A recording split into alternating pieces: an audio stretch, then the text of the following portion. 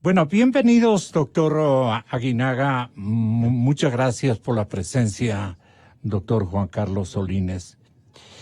Correa quiere repetir lo que él impidió en el tiempo de Bucarán. Ustedes recuerdan, hace 8 años, el cambio electoral. En el cambio electoral, ¿a quién se busca beneficiar? Recordamos lo que mencionaba precisamente hace rato.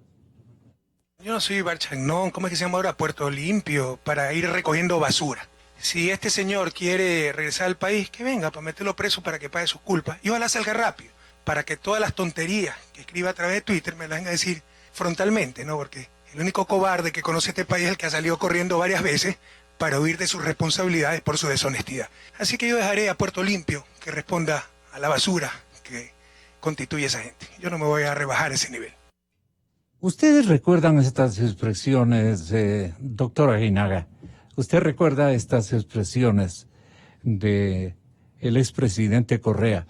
Ahora le toca jugar con la misma fea. ¿Cómo le parece a usted? A ver, el tema es que el código, por ejemplo, de la democracia en materia de inscripción de candidaturas, realmente sí tiene unos vacíos importantes. Aquí lo que interesa, por ejemplo, respecto a una eventual candidatura de Rafael Correa, es que se aplique y se reglamente adecuadamente la norma respecto a la proclamación y a la inscripción de las candidaturas. Efectivamente, en el Ecuador han habido casos en los cuales se ha pronunciado por un acto de inscripción personalísimo, es decir, que la persona esté aquí. Sin embargo, también quiero recordarles que en el caso de la inscripción de la candidatura de Álvaro Noboa, él estaba aquí, y Bucarán estaba en el exterior, estaba en Panamá, él era el director del PRE, y mandó los formularios firmados, porque él era el director nacional. Realmente quien debe proclamar la inscripción de la candidatura son los directores nacionales o provinciales de los movimientos. Certificado, obviamente, avalizado por los secretarios. Pero el candidato debe aceptar su candidatura. Entonces, el problema está ahí. El problema está justamente... Ante una autoridad electoral tiene que... Los candidatos no se presentan. aceptar la candidatura que Tiene le proponen sus que aceptar la alineados candidatura. o algo por el Entonces, estilo, ¿no? y ahí va a haber la discusión jurídica respecto si es válido o no una aceptación, por ejemplo, mediante poder. Juan Carlos Solines, ¿cuál es su parecer? Bueno, muchas gracias, Gonzalo, por la invitación. Un saludo a la audiencia y un saludo a Carlos también aquí. Primero, hay una disposición en el reglamento en el reglamento de la democracia interna de las organizaciones políticas, que en el artículo 9 dice, en su inciso segundo, la aceptación de la candidatura es un acto público, expreso, indelegable y personalísimo. Repítale, la aceptación. La aceptación dice. de la candidatura es un acto público, expreso, indelegable y personalísimo. Ya.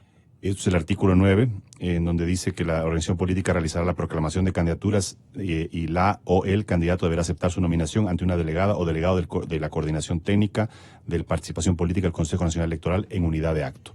Es decir, aunque sea en la sede del partido o en cualquier otro espacio público que decidan. ¿Esto no lo puede hacer desde Bélgica? No lo puede hacer. ¿O hay un representante electoral en Bélgica que podría hacer viaje especial solamente porque se trata de Correa? Ya, pero digamos, ahí sería ya, o sea, podría haber algún resquicio legal, como usted dice, que haya un delegado o que el delegado consular tenga autoridad o funja como autoridad electoral, igual que cuando reparten las papeletas en los consulados para la elección. ¿Sería extraño o inconstitucional? Sería ¿O ilegal? Entonces aquí habría que analizar cómo se pretendería modificar esta norma que fue aprobada efectivamente en el 2012, creo yo que con dedicatoria para Abdalá Bucaram, y que ahora jugaría en contra de cualquier pretensión que tenga Correa de ser candidato.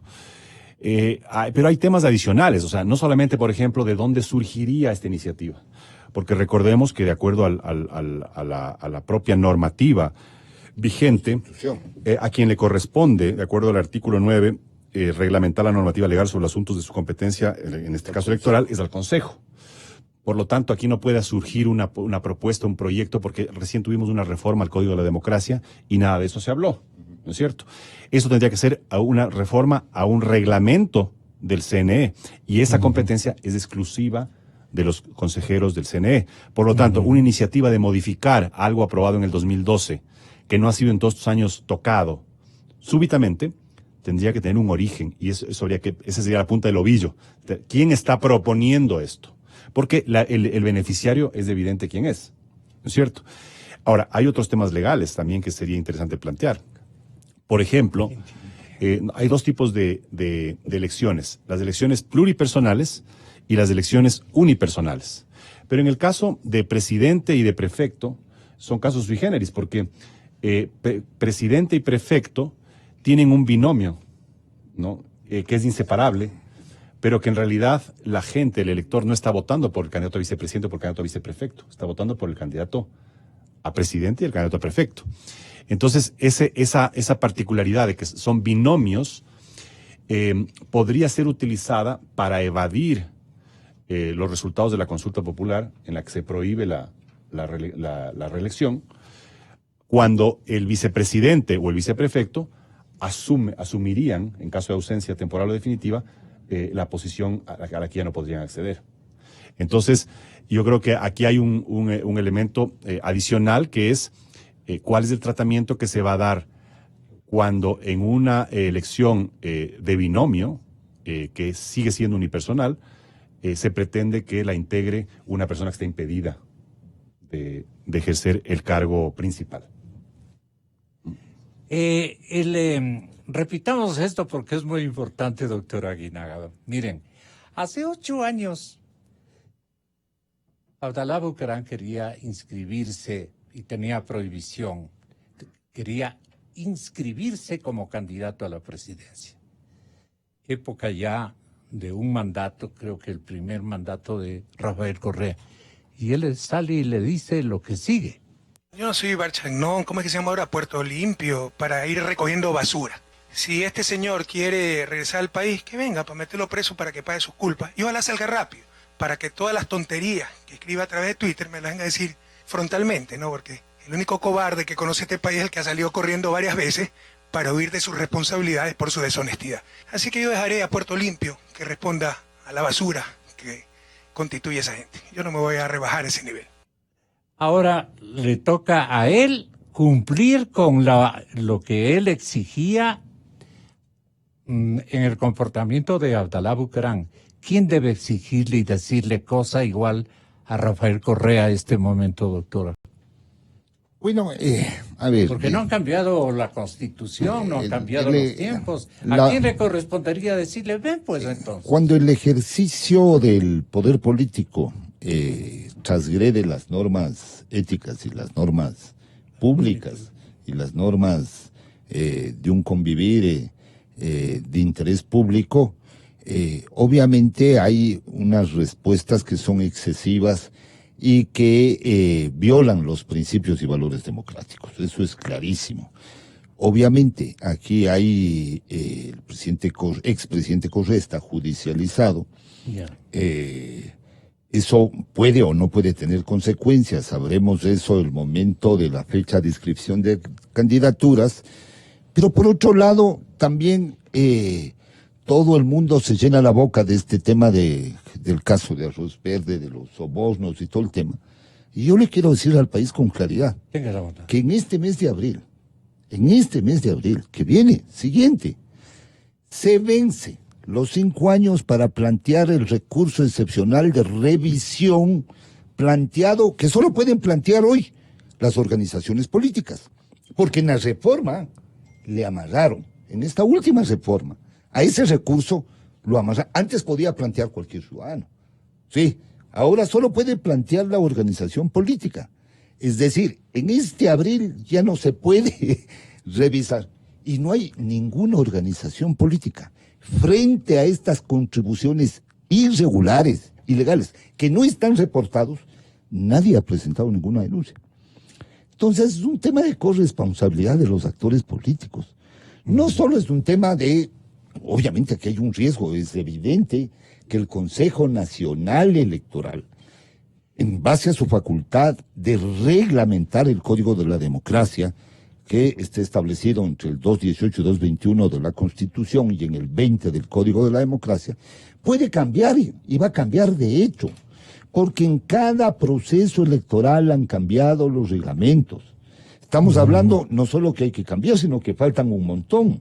Y ahí se va a aprovechar esta normativa de aplicación de la ley. ¿Y a quién va a pueden beneficiar? cambiar esas condiciones. Por eso es que los ¿Y a quién actores- busca beneficiar ese cambio del estatuto electoral? Yo lo que creo es que los actores Pero es deben que hay que tener una denunciarle, fiscalización, una auditoría permanente de esta nueva normativa que se va a brindar, que se va a dictar, que debe dictarse, ¿no es cierto? Entonces, si no tienen cuidado, si no hay un proceso de control, de fiscalización, de auditoría normativa, si no se integran como actores proactivos a este proceso en base al derecho que tienen, y solo el órgano electoral dicta sus regulaciones, ahí vamos a tener graves problemas. Y ya hemos tenido graves ¿Cuáles problemas. podrían ser los en el pasado. problemas, respetable doctor Juan Carlos Solines? Bueno, en estos mismos micrófonos ya hemos anticipado y advertido de los problemas que tenía la reforma última que se hizo al Código de la Exactamente. Democracia. Por ejemplo, lo más escandaloso en mi criterio fue haber eliminado la posibilidad de que los consejeros sean removidos por incumplimiento de la ley. Entonces resulta que se hizo todo un escándalo político porque no pudieron enjuiciarle a la señora Diana Tamaín, ¿ya? Y sin embargo, una semana antes habían eliminado la posibilidad de que se remueva a consejeros del Consejo Nacional Electoral por incumplimiento de la ley. Es decir, ahora son simplemente intocables. Intocables. Hagan lo que hagan. Eso es una aberración. Es una aberración porque se elimina el control político de unos funcionarios que tienen un rol esencialmente político. Esas reformas últimas que hicieron al Código de la Democracia, como decía Carlos, van a tener que ser implementadas en los reglamentos que tienen que modificarse o dictarse inclusive en caso de nuevos. Por ejemplo, el tema de la equidad de género, el tema de la participación de los jóvenes, la participación de las minorías, ¿no? Entonces, todo eso va a tener que normarse. ¿Quién podría estar facilitando en actual coyuntura aquello? Y mi reflexión es, si es que se pasaron estas cosas en la reforma a la ley, que se supone que es el más alto organismo legislativo, la Asamblea Nacional, la que está a cargo de eso, si se pasaron de agache estas normas en la reforma al Código de la Democracia, ¿qué nomás se puede hacer ya en las reformas de la normativa menor, a la normativa inferior? Entonces, ahorita tienen que estar las organizaciones políticas y la ciudadanía en general alertas de cualquier modificación que se pretenda hacer en la regulación electoral, porque esa sí puede regularse incluso hasta un día antes de las elecciones, ¿no? Las reformas legales no pueden ser durante el año anterior a elecciones, pero las demás reformas sí pueden hacerse. Entonces hay que estar pendientes porque ahora nos estamos ocupando de una posibilidad de que quieran eliminar el requisito de la presencia física del candidato aquí para poder inscribir la candidatura. Pero pueden haber otros resquicios.